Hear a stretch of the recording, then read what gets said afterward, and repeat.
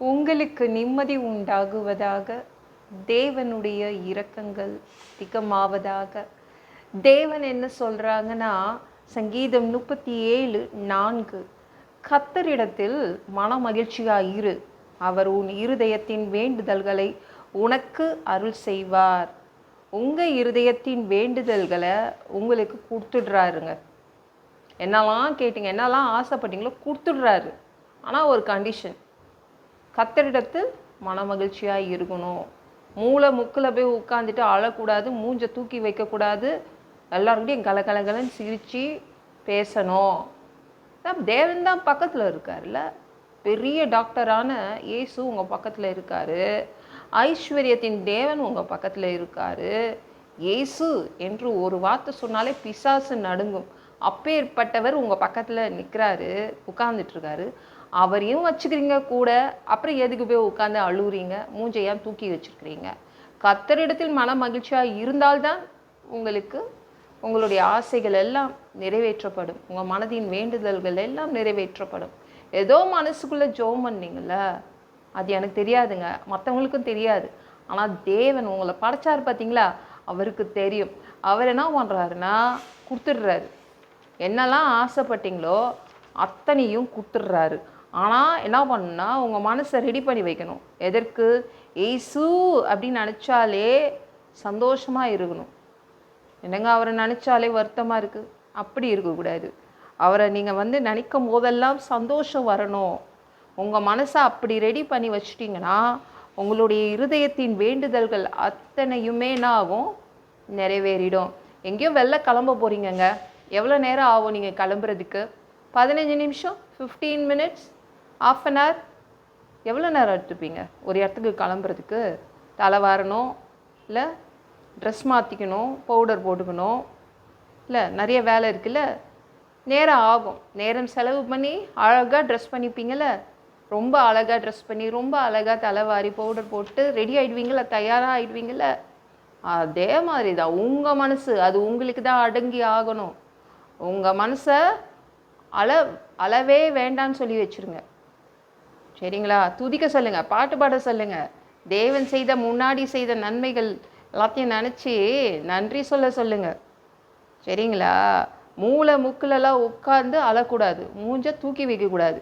எப்பொழுதும் கலகலன்னு சிரித்து பேசணும், அவ்வளோதான், வேறு ஒன்றும் இல்லை.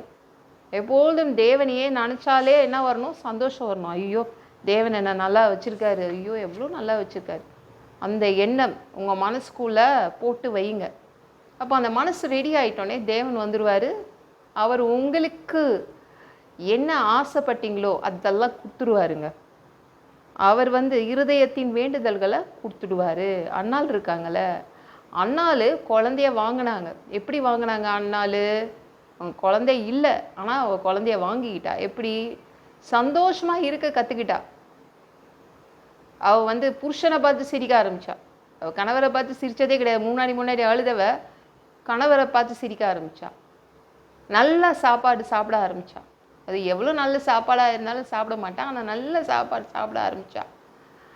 அதுக்கப்புறம் பெனிநாள் இருக்கால, பெனிநாள் முன்னாடி கலகலகலன்னு சிரித்து பேச ஆரம்பித்தா. அவ்வளோதான், முடிஞ்சு போச்சு. தேவன் பார்த்தாரு, அப்பா அண்ணாளுக்கு சிரிக்க தெரியுது, சந்தோஷமாக இருக்க தெரியுது, இனிமே அழமாட்டா, இனிமே அழுது வழிய மாட்டா, குழந்தைய கொடுத்துடலான்னு கொடுத்தாரு. அவளுக்கு முன்னாடியே குழந்தைய கொடுத்துருந்தா என்ன ஆயிருக்கும் யோசித்து பாருங்க. என்ன பண்ணாரு? அவளை சிரிக்க வச்சு குழந்தைய கொடுத்தாரு. அதாவது தேவன் என்ன சொல்கிறாருன்னா, சந்தோஷமாக இருங்க, நான் உங்கள் கூட தான் இருக்கேன். பெரிய வைத்தியன், பெரிய டாக்டராகிய நான் உங்கள் கூட தான் இருக்கேன். பெரிய வல்லமை படைத்த, அதிகமான வல்லமைகளை படைத்த நான் உங்கள் கூட இருக்கிறேன் அப்படின்னு சொல்கிறாங்க, சரிங்களா? ஐஸ்வர்யத்தின் தேவன் உங்கள் கூட இருக்கார். அப்புறம் ஏங்க பயப்படுறீங்க, அழுவுறீங்க? தைரியமாக இருங்க, உங்கள் இருதயத்தின் வேண்டுதல்கள் நிறைவேறும், தேவன் செய்து கொடுப்பாரு. இந்த வீடியோ பிடிச்சிருந்துச்சுன்னா மற்றவங்களுக்கும் ஷேர் பண்ண மறக்காதீங்க. கர்த்தர் தாமே உங்களை ஆசீர்வதிப்பாராக. ஜெபம் பண்ணலாமா? அன்பு பிதாவே, உங்கள் பிள்ளைங்க உங்கள் பாதத்தில் வந்திருக்காங்கப்பா. சாமி, உங்கள் பிள்ளைங்க இனிமே சந்தோஷமாக இருக்க கற்றுப்பாங்க. உங்ககிட்ட அவங்க சந்தோஷமாக இருப்பாங்க. நீங்கள் இருக்கிறீங்க, இனிமேல் கவலைப்பட மாட்டாங்க, துக்கப்பட மாட்டாங்க. அவங்க கர்த்தரிடத்தில் உங்ககிட்ட மகிழ்ச்சியாக இருப்பாங்க. நீங்கள் அவங்க இருதயத்தின் வேண்டுதல்களை கொடுத்துருவீங்க. எல்லா பொல்லாத பிசாசுகள், ஏவல்கள், மந்திரங்கள், தற்கொலை ஆவிகள், பயத்தின் ஆவிகள், பலவீனப்படுத்துகின்ற ஆவிகள் எல்லாம் இயேசு என்ற பெயரினை கொண்டு துரத்துகிறேன். ஓடிப்போ. உங்கள் பிள்ளைங்களை இரத்த கோட்டிக்குள் மறைச்சிக்கோங்க. பரிசுத்த ஆவியால் நிரப்புங்க. ஞானஸ்நானம் எடுக்கோங்க. ரட்சிப்பீராக. இயேசுவின் காயப்பட்ட தழும்புகளால் எல்லா வியாதிகளும், எல்லா பலவீனங்களும், கேன்சர் போன்ற வியாதிகளும் சரியாகுவதாக. பரம்பரை வியாதிகள் சரியாகுவதாக. ஒரு மனிதனாக பிறந்த ஜீவ புஸ்தகத்தில் பேர் இருக்கணும். அப்படி இல்லைன்னா அந்த மனுஷனை பிடிச்சி நீங்கள் நரகத்தில் தள்ளிடுவீங்கப்பா. தீ எரிக்கிற இடத்துல எப்படி போய் வாழ்கிறது? பரலோகத்துக்கு வர்றதுக்கு தான்ப்பா நாங்கள் ஆசைப்படுறோம். அடித்து உதச்சி திருத்தி எங்களை பரலோகத்துக்கே அனுப்பிடுங்க. எந்த ஒரு இமைப்பொழுதில் நீங்கள் வருவீங்கன்னு இயேசுவை வணங்கி வணங்கி காத்துட்ருக்கோம்ப்பா. பரிசுத்தமாக வாழ்ந்து காத்துட்ருக்கோம். அந்த ஒரு இமைப்பொழுதில் உங்களுக்கு ஒப்பான உடம்பு எங்களுக்கு கொடுக்கப்படும். அதை பெற்றுக்கொண்டு மதிய வானத்தில் உங்களை சந்திக்க வருவோம். அந்த தருணத்தை நாங்கள் இழந்துடக்கூடாதுப்பா. ஒரு மனுஷனால் பரிசுத்தமாக வாழ்கிறது கூடாத விஷயம். அதற்கும் உங்கள் உதவி கேட்டு வந்து நிற்கிறோம் அப்பா. 7 வருடம் அந்தி கிறிஸ்து ஆட்சியில் விட்டுட்டு போயிடாதீங்க. பிசாசு நடத்தும் ஆட்சியில் விட்டுட்டு போயிடாதீங்கப்பா. 1000 வருடம் இந்த பூமியை ஆட்சி செய்வதற்காக வருவீங்க. அந்த பொற்காலத்தை பார்க்க ஆசைப்படுறோம். எல்லாவற்றையும் ஒப்பு கொடுக்குறேன். இயேசு மூலம் ஜெபம் கேளும் பிதாவே. ஆமென். நாளைக்கு பார்க்கலாம்.